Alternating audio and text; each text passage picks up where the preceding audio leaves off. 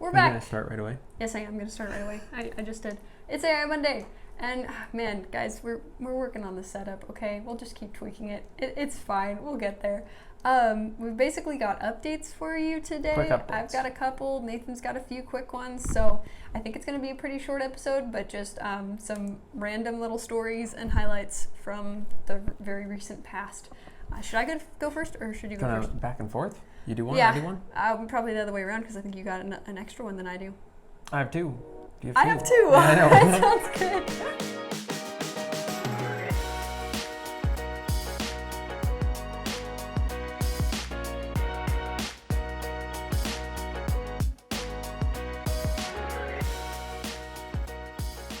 I've got 4 updates for you. I thought you were sharing the other random ones. Oh, I guess I can. I can start with the random. You want me to start with the random? Sure, start with the random. All right, a couple quick ones. 11 Labs launched their conversational AI 2.0, and it's upgraded all around. But the main thing that I highlighted was the fact that they promoted its HIPAA compliance.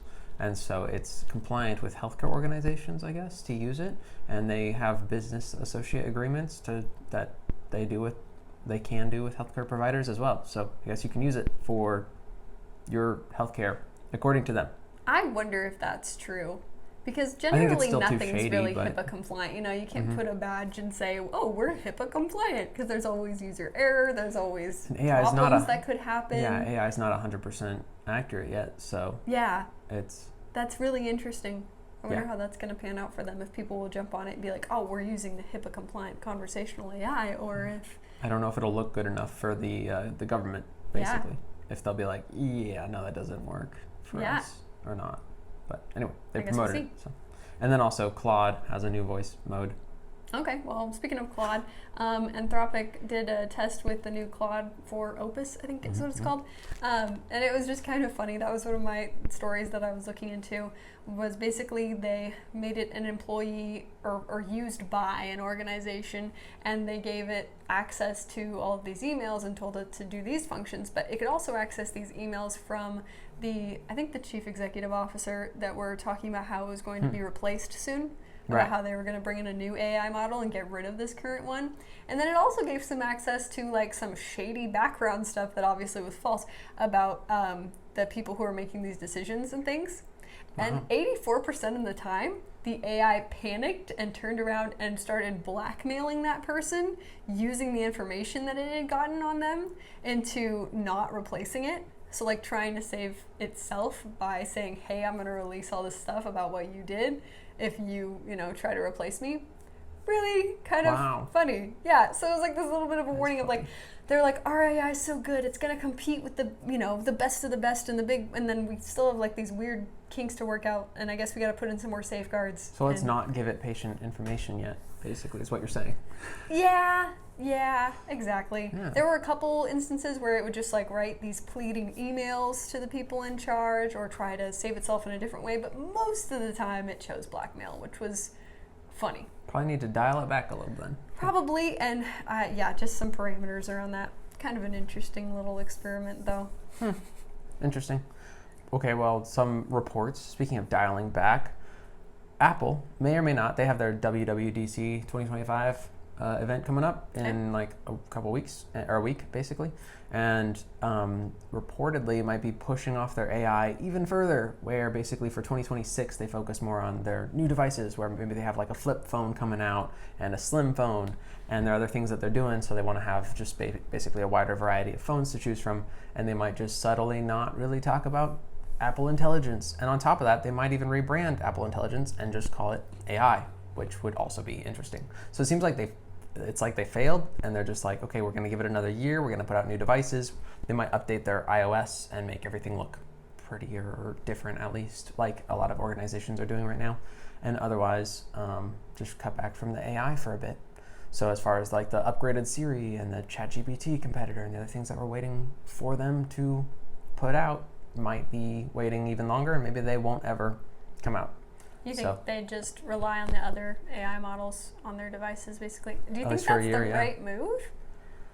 I think maybe I think because they're of how able to make it. terrible it's Yeah, exactly. If going. they don't have an AI to put it out, then it's probably the right move. Plus, they're Apple, so they're probably still going to make a ton of money. And if they put out, if they have the big headlines are they have the flip phone now, and they have the Flip phone, you like wanna it's call it still that? all It's a screen, fold, right? I think. It folds. Yeah, so it's Yeah. one screen, but it folds. One of It's not those. I've the seen those. flip where it's two screens and it goes into one screen. Sure. Yeah. Maybe they'll do one of those in the future, but yeah, sounds like that. And then also maybe an iPhone Air or something like that, where it's an ultra or super thin phone, which would also be interesting because there's not really a target market for that at all. No one's Such looking a for. klutz. That would fly out of my hands. Yeah, it'd be light. I know, but like with a case that it's still heavier and still bigger.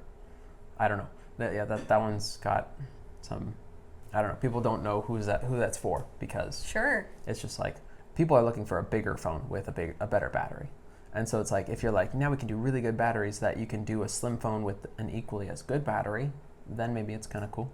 But if you're like, the battery's not quite as good and a couple of other things are not quite as good, but it's slim, who wants that? No one's looking for a thin phone, or at least very small minority of people. So Interesting.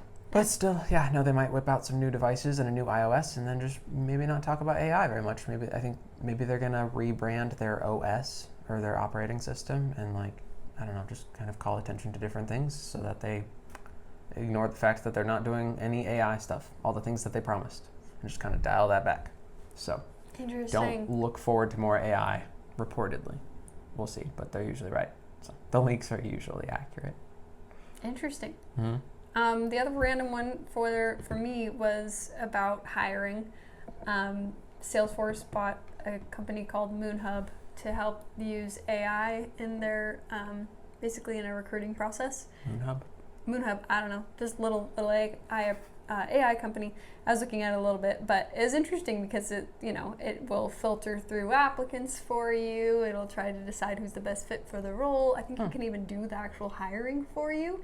And then if you have applicants, like you have this list of people that applied a long time ago, but then you kind of let it go for a long time, they're cold leads or whatever, right. It'll write out these personalized messages to these people to try and get them back and go through the process with them. And so basically just probably, again, a lot of stuff that was done manually that now can be done with AI. Mm-hmm. Making the final decision is interesting to me because probably to a certain extent AI would do great at that.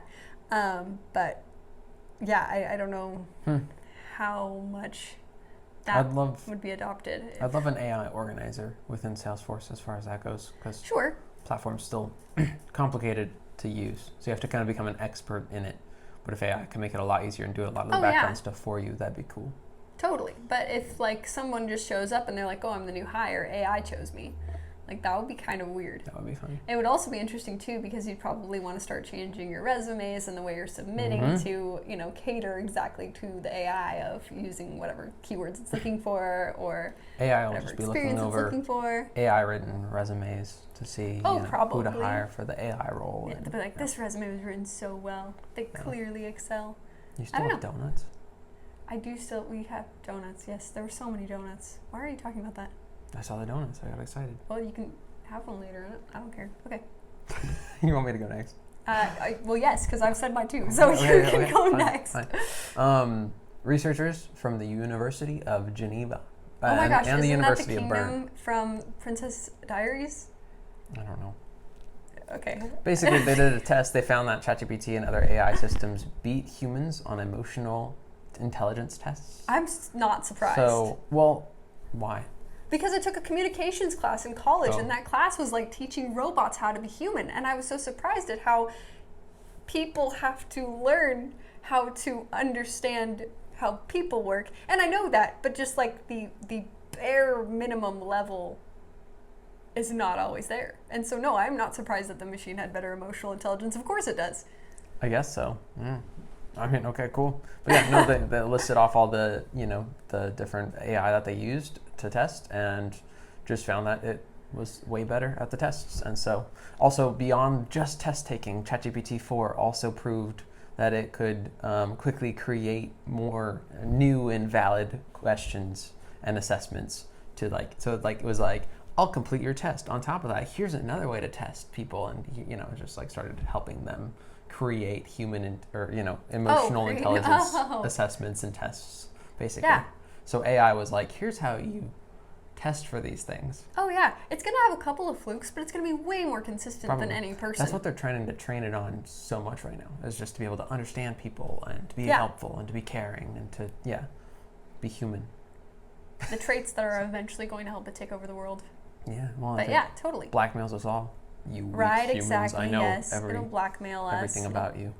You know exactly how to push our buttons and freak us out. And it'll probably be like, why is the human race dealing with this again? They've gone through this cycle every 3 years. Yeah. And like humans too. It's just like, oh, you're in that stage of life. You're going to be having all of these feelings, and it's like, stop understanding me. Yeah. Weird. Basically, it's like a personality test. Don't put me in a box. Yep, pretty much. Okay. I actually love those. Same. Please put me in a box. It makes me very happy. Tell me the letters that I represent. Exactly. I want to know everything about me from your prescribed language. Mm-hmm. Yeah. Well, that was interesting to me. Yeah.